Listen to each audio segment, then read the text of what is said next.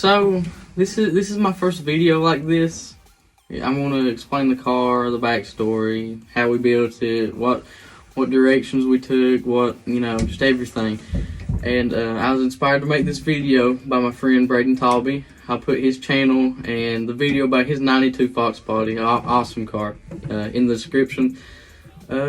So without further ado, let's get into it. So here's the car itself. There's not really much to show right now because it's in the box trailer, and its box trailer's backed against the garage, so we can't get it out or nothing to look at it. But this is it: fiberglass 6-inch cowl hood, regular GT front bumper, 9-inch slicks, Hoosiers all the way, by the way. Fiberglass hatch. The wing is a wing that come off of his old drag car from like '05. It's really old. But Lexan rear glass. Also the LX taillights, because I prefer them over the GT taillights. So here's the heart of it. 351 Windsor. Story behind this motor: it's a stock block, of course. Got to run old school. But Dad got it out of a 90 something F-150 and come home and tore it down and checked the bearings, and they were all good. So he just put the same bearings back in it, changed the oil pump, same bearings, same everything. Bottom end is completely stock, still the soup bowl pistons, same rod, same crank. That when you get to the long block, that's when it starts getting different. It's aluminum Pro Comp heads. I think it's 205 heads or 210. Edelbrock Victor Jr. intake. Well, not on it right now. I'll explain that in a second. It's a Ford Motorsport intake right now. We're not really sure the size of the carburetor because we got it at a swap meet. I believe it's a 750 or an 850 Holly, 4-barrel, of course. The Ford Racing black with red writing, valve covers, Ford Racing plug wires. Right now it has Flowmaster, or not Flowmaster, but Flowtech headers, the advanced brand, but they sound really good, I think. Electric water pump, aluminum radiator, electric fans, G+ radiator hoses. So the story, MSD electronics all around, fuel pump, ignition box, coil distributor. So the story behind why this motor's in it compared to like a built full-on race motor. So when we built the car, we built a 393 stroker for it. It's actually 399, but we always call it 393. We got somebody to build it down in Bristol and Bluff City, Tennessee, and he didn't get his piston to valve clearance right. And about the 10th pass of the brand new motor, it was running great. It was running so good. We could have got it down into the 620s in an 1/8 mile, I'm sure. But that pass, towards the end of the finish line, it blew up. It dropped a valve and it tore the motor all to crap. I'll put some pictures in while I'm talking about it. But and it still outrun a LS Mustang, so SN95 car. So that's for you Chevy guys. Ford all the way. But that's about it in the engine bay. Here's the interior. So we were gonna go with an aluminum dash from an aftermarket company. I'm not sure what companies make aluminum dashes. We never really looked into it, but we done all of this entire car ourselves. So this roll cage, this was all mine and Dad's.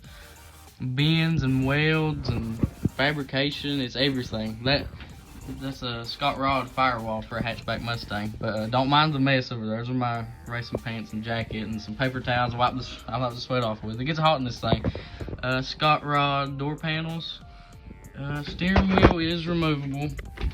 It's usually not that easy with one hand, but we got line lock and a trans brake, actually. That's probably one of the saving features about this car.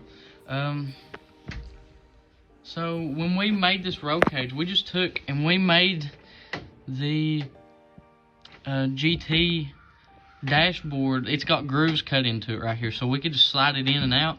but it will be insanely hard to get this dash out right now with the roll cage going through it. Just some regular bucket seats from Jegs, old cheapos, no Kirkies or nothing. But did have a passenger seat in it, but after I started driving it, we took that one out, and he put his seat up, and I had to take the passenger seat. He put his winning seat up, quote unquote. It's got a forgot to tell you. It's got a 2-speed power glide in it. Trans brake, of course, as you know now. We had a shift noise in it, and it kept blowing a fuse every time. It would shoot, and it would blow a fuse in the car. Let me see if I can get over to the electronics. So here's the MSD box. Move this stuff. This is all the wiring we did. A lot of fuses. We have almost everything running through relays and fuses, which is, you know, really smart because, you know, we don't want them to blow up.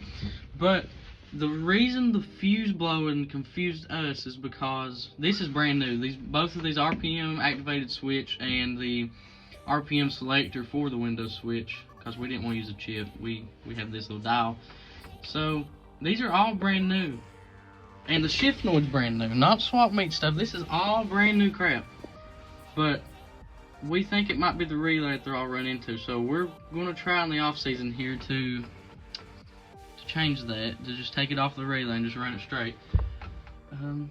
So I'll back up to the engine bay here. I'm going to do probably the last thing of the video as far as showing the car off.